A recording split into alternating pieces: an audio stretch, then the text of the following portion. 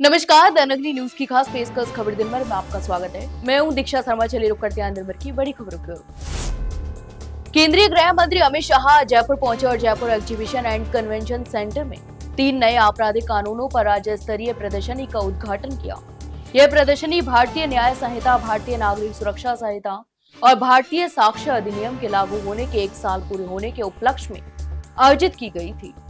शाह ने इस अवसर पर लोगों को संबोधित करते हुए कहा कि ये नए कानून न्याय प्रणाली को सुलभ और समयबद्ध बनाने में महत्वपूर्ण भूमिका निभाई। इस मौके पर मुख्यमंत्री बजरलाल शर्मा, डिप्टी सीएम दिया कुमारी और डॉक्टर प्रेमचंद पैरवा सहित कई अतिथिगण भी मौजूद रहे। बता दें कि अमित शाह ने बताया कि 2027 के बाद लागू होने वाले इन कानूनों के तहत किसी भी एफआईआर का निपटारा 3 साल के अंदर सुप्रीम कोर्ट तक किया जाएगा। उन्होंने कहा कि प्रधानमंत्री नरेंद्र मोदी ने जनता के लिए न्याय और जीवन की गुणवत्ता सुधारने के कई कदम उठाए हैं और ये कानून इसका बड़ा हिस्सा भी है। इसके अलावा कार्यक्रम के दौरान शाह ने rising Rajasthan global investment summit 2024 के तहत मिले निवेश प्रस्तावों में से 4 लाख करोड़ रुपए के प्रोजेक्ट की नींव रखी। उन्होंने लगभग 9,600 करोड़ रुपए की 1100 विकास कार्यों का लोकार्पण भी किया। भारत आदिवासी पार्टी के सांसद राजकुमार रौत के खिलाफ जान से मारने की धमकी के मामले को एक गंभीर षड्यंत्र करार दिया है। उन्होंने कहा कि उन्हें पूर्ण संदेह है कि इस मामले में केवल एक व्यक्ति नहीं बल्कि कई लोग भी शामिल हो सकते हैं। रौत ने प्रशासन से मांग की है कि इस पूरे प्रकरण की गहराई से जांच की जाए और इसमें संलिप्त सभी लोगों की पहचान कर सच्चाई सामने लाई जाए। बता दें कि यह मामला 7 अक्टूबर का है, जब सांसद राजकुमार रौत उदयपुर सर्किट हाउस में मीडिया से बातचीत कर रहे थे। यह प्रेस कॉन्फ्रेंस फेसबुक पर लाइव चल रही थी। इसी दौरान चंद्रवीर सिंह नामक युवक ने लाइव पोस्ट कर अभद्र भाषा का प्रयोग करते हुए सांसद को गोली मारने और उनकी हत्या करवाने पर 1 करोड़ रुपए इनाम देने जैसी धमकी भरी टिप्पणी कर दी।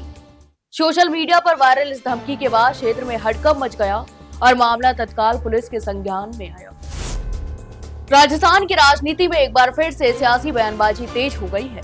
भाजपा प्रदेश अध्यक्ष मदन राठौर ने कांग्रेस पर तीखा हमला बोलते हुए गंभीर आरोप लगाए हैं। उन्होंने कहा कि कांग्रेस ने कई बार संविधान की हत्या की है और बार बार चुनी हुई लोकतांत्रिक सरकारों को गिराने का काम भी किया है।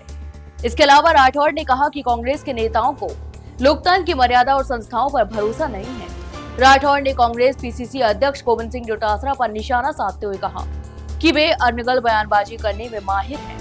उन्होंने आरोप लगाया कि डोटासरा जनता को भ्रमित करने की कोशिश कर रहे हैं और तथ्यों से ध्यान भटकाने का प्रयास भी कर रहे हैं।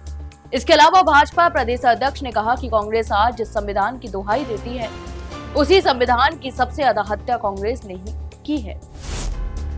राजस्थान की अंता विधानसभा सीट पर आगामी 11 नवंबर को होने वाले उपचुनाव को लेकर राजनीतिक सरगर्मी तेज हो गई है। कांग्रेस ने अपने उम्मीदवार प्रमोद जैन भाया को फिर से टिकट देकर चुनाव की तैयारी शुरू कर दी है। तो वहीं नरेश मीणा ने कांग्रेस से टिकट नहीं मिलने पर निर्दलीय उपचुनाव लड़ने का ऐलान किया है। बीजेपी ने अभी तक अपने उम्मीदवार का नाम घोषित नहीं किया है, जिससे राजनीतिक अनिश्चितता का माहौल बना हुआ है। इस अनिश्चितता का फायदा कुछ ठगों ने उठाया और 12 के एक स्थानीय नेता से पैसे भी ठग लिए।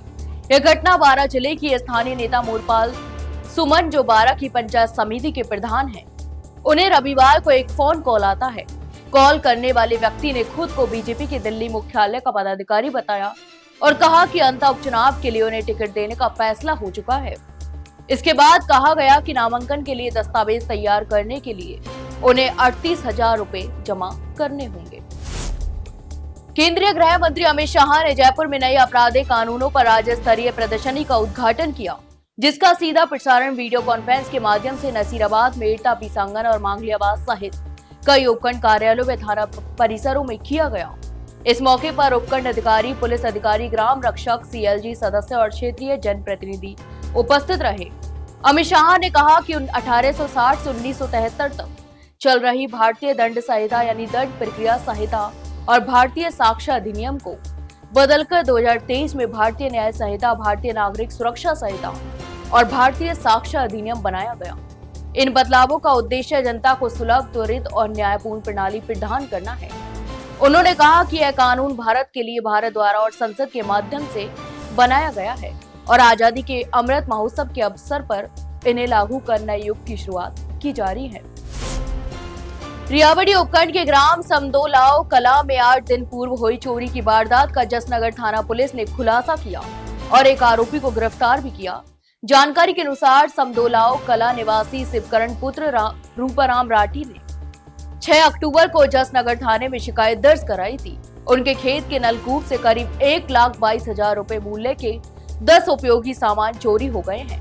इस मामले में नागौर पुलिस अधीक्षक मृदुल कच्छावा के निर्देशन में जसनगर थाना प्रभारी छीदरमल ने तुरंत 10 पुलिस कर्मियों की टीम का गठन किया, तो वहीं टीम ने चोरी की घटना के हर पहलू की बारीकी से जांच की और ग्राम कलरू निवासी अजय पाल पुत्र जगदीश बाबरी को आरोपी के रूप में गिरफ्तार किया।